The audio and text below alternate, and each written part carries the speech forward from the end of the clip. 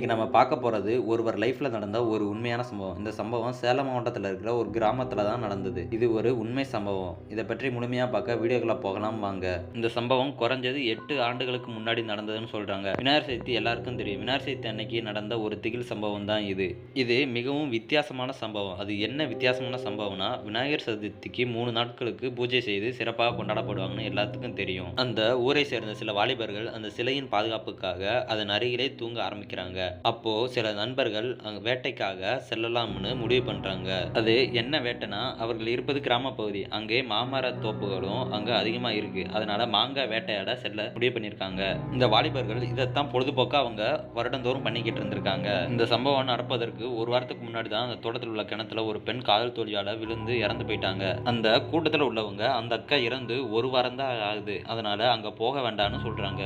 அந்த கூட்டத்துல விஜய்ங்கிற ஒருத்தர் மட்டும் அங்க போலான்னு முடிவு பண்றாரு. மற்ற நண்பர்கள் நாம இந்த சிலைக்கு காவல் இருக்கும் போது நம்ம அங்க செல்றது தப்பு, அதனால அங்க வரமாட்டோம்னு மறுத்துட்டாங்க. ஆனா அந்த விஜய்ங்கிற பையன் மட்டும் ரொம்ப தைரியசாலி. அவன் மட்டும் தனியா வேட்டைக்கு போறான். ஆனா விஜய் அந்த பெண் தற்கொலை செய்து கொண்ட அந்த தோட்டத்திற்கு செல்லாமல் அதற்கு மாறாக வேறொரு தோட்டத்திற்கு போயிருக்கிறான். அந்த தோட்டத்துக்கு போகணும்னா சுடுகாட்டை தாண்டி தான் போயாகணும். இருந்தாலும் இந்த பையன் அந்த பாதை வழியா தான் தனியா போறான். அப்போ அந்த சுடுகாட்டில் பிணம் எரிப்பது போல் தீயறிந்து கொண்டு இருக்கிறது. ஆனால் விஜய்க்கு ஒரு சந்தேகம். இன்று நமது கிராமத்தில் யாரும் இறக்கவில்லை, ஆனால் பிணம் எறிவது போல் இருக்கிறது என்று யோசித்துக் கொண்டே அங்க நின்று பார்க்கிறான். அது என்னன்னு பார்க்கறதுக்காக விஜய் சுடுகாட்டுக்குள்ள போறான். அங்க போய் பார்க்கும்போது விஜய்க்கு ஒரே ஷாக். என்ன ஆச்சுன்னு பார்த்தா ஒரு மந்திரவாதி தலைகீழா குனிஞ்ச மாதிரியும் அவனை சுற்றி பல சேவல்கள் தலை துண்டாகியும் கிடந்திருக்கு. அதுக்கு பக்கத்துல சில மண்டை ஓடுகளும் கிடந்திருக்கு. அதை அந்த விஜய் பார்த்து இருக்கிறான். இவன் எவ்வளவுதான் தைரியசாலியா இருந்தாலும் அதை பார்த்ததும் அவனுக்கு பயம் உச்சக்கட்டத்தில் போயிருக்கு. விஜய் அதை பார்த்தும் பார்க்காத மாதிரி நடந்து செல்றான். ஆனா அதை அந்த மந்திரவாதி பார்த்துடுறான். அதன் பிறகு மந்திரவாதி என்ன செய்திருன்னு தெரியாம அந்த சுடுகாட்டிற்கு அருகில் உள்ள ஒரு புதருக்குள்ள போய் ஒளிஞ்சுக்கிறான். அதன் பிறகு விஜய் மாங்காய் பறித்து கொண்டு திரும்பி வரும்போது அந்த சுடுகாட்டை பார்த்திருக்கான். அந்த மந்திரவாதி என்ன செய்யறான்னு பார்க்கும்போது அந்த மந்திரவாதி இன்னும் அந்த புதருக்குள்ள அமைதியா இருந்து பார்த்துக்கிட்டே இருந்திருக்கிறான். விஜய் தன் நண்பர்களை பார்த்து அங்கு அவன் பார்த்ததை சொல்றான். அதற்கு அந்த நண்பர்கள், உன்னை முதையே போக வேண்டாம்னு சொன்னோம்ல, எதுக்கு போனன்னு அவனை மற்ற நண்பர்கள் அனைவரும் வைய ஆரம்பிக்கிறாங்க. அதன் பிறகு அனைவரும் சிறு பயத்துடன் அந்த விநாயகர் சிலையின் அருகில் தூங்க ஆரம்பிச்சிட்டாங்க. மறுநாள் விடிந்ததும் அந்த விஜய் நெருங்கிய நண்பர் அவனை தன்னுடைய பாட்டி கிட்ட கூட்டு போயிருக்காங்க. அந்த வயதான பாட்டி விஜயை பயங்கரமா வைறாங்க. உன்னை யாரு சுடுகாட்டு பக்கம் போக சொன்னான்னு.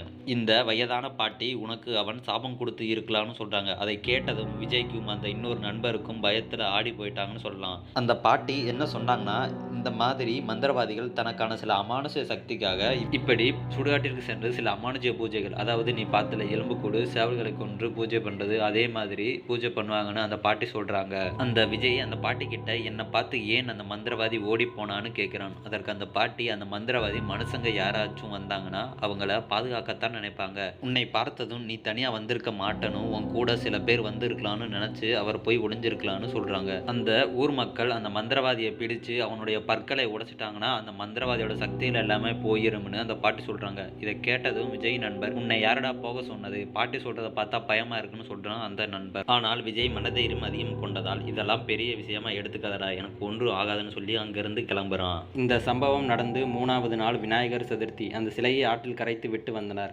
அன்றைய நாள் இரவில் அனைவரும் அவரவர் வீட்டில் தங்க சென்று விட்டனர். விஜயின் நண்பருக்கு தன்னுடைய நண்பன் விஜய்க்கு ஏதாச்சும் ஆகிருமோன்னு யோசிச்சுக்கிட்டே இருந்திருக்காரு. அப்பொழுது அவர் வீட்டு கதவை 1 மணி அளவில் யாரோ தட்டுவது போல் சத்தம் கேட்டிருக்கிறது. அந்த நண்பரும் அந்த பாட்டியும் கதவை திறந்தனர். அப்பொழுது விஜயின் அம்மா அப்பா வெளியில் நின்று கொண்டிருந்தனர். அந்த நண்பரும் அந்த பாட்டியும், என்ன ஆச்சு இந்த நேரத்தில் வந்து கதவை தட்டுறீங்கன்னு கேட்கும்போது, விஜயை எங்கேயாச்சும் பார்த்தீங்களா, அவன் இங்கே வந்தானா கேட்டு இருக்கிறாங்க.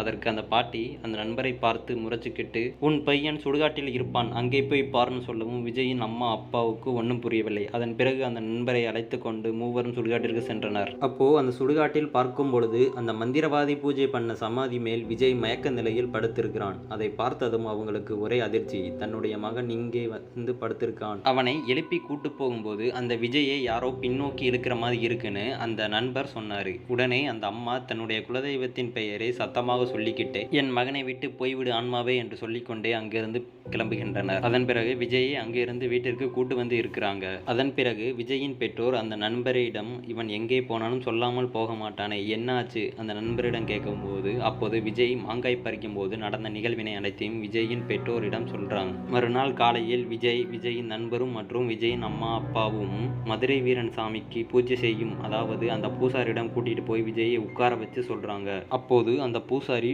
உங்களின் மகனின் உடலில் ஒரு பெண் ஆன்மா இருக்குன்னு, அதை விரட்ட இன்று இரவு பூஜை பண்ணணும்னு சொல்லியிருக்கிறாங்க. இதை கேட்டதும் மூவருக்கும் ஒரே ஷாக். அன்றைக்கிரவே பூஜையை ஆரம்பிக்கிறாங்க. அந்த பூசாரி அந்த பெண்ணின் ஆன்மாவை வர வைக்க பூஜையை தொடங்குறாங்க. அந்த பூஜையின் போது விஜய் வித்தியாசமாக செயல்பட்டு இருக்காரு. அது என்ன வித்தியாசம்னா, அந்த விஜய் பெண்ணின் குரல்ல பேச ஆரம்பிச்சிருக்காரு. அப்போது அந்த ஆன்மா, என்னை விட்டு விடுங்க, இவனை நான் கொல்லாம போக மாட்டேன்னு சொல்லி இருக்கு. அதன் பிறகு அங்கே இருந்து தப்பித்து போய் அந்த சுடுகாட்டில் அந்த சமாதியின் அருகில் போய் உட்கார்ந்துக்கிட்டான். அவனை பின்தொடர்ந்து அவன் பெற்றோரும் அந்த நண்பர் மற்றும் பூசாரி போறாங்க. அப்புறம் அந்த சமாதியின் அருகில அந்த பூசாரி உட்கார்ந்து, நீ யார், உனக்கு என்ன வேணும் கேட்டிருக்காரு. அதற்கு அந்த விஜயின் உடம்பில் இருந்த அந்த பெண் ஆன்மா, ஒரு வாரத்திற்கு முன்பு இந்த பையன் மாங்காய் பறிப்பதற்காக இந்த சுடுகாட்டு வழியா வந்தான். அப்போது ஒரு மந்திரவாதி என்னுடைய சமாதியை தோண்டி என்னுடைய மண்டை ஓடிய வெளியே எடுத்து சில பூஜைகளை செய்ய ஆரம்பிச்சான். நான் அந்த மந்திரவாதி கிட்ட இந்த பூஜையை செய்யாதன்னு எவ்வளவோ சொன்னேன். அவன் கேட்கவே இல்லை. சில அமானுஷ்ய பூஜைகள் செய்து என்னுடைய சக்திகளை பிடுங்கி கொண்டான். அந்த நேரத்துல தான் இந்த பையன் வந்தான். இந்த பையனுக்கு பின்னாடி மதுரை வீரன் வேட்டைக்காக வந்துகிட்டு இருந்தாரு. அந்த தெய்வத்தை பார்த்து தான் அந்த மந்திரவாதி வேக வேகமாக ஓடி போய் புதற்குள்ள மறைஞ்சுக்கிட்டான்.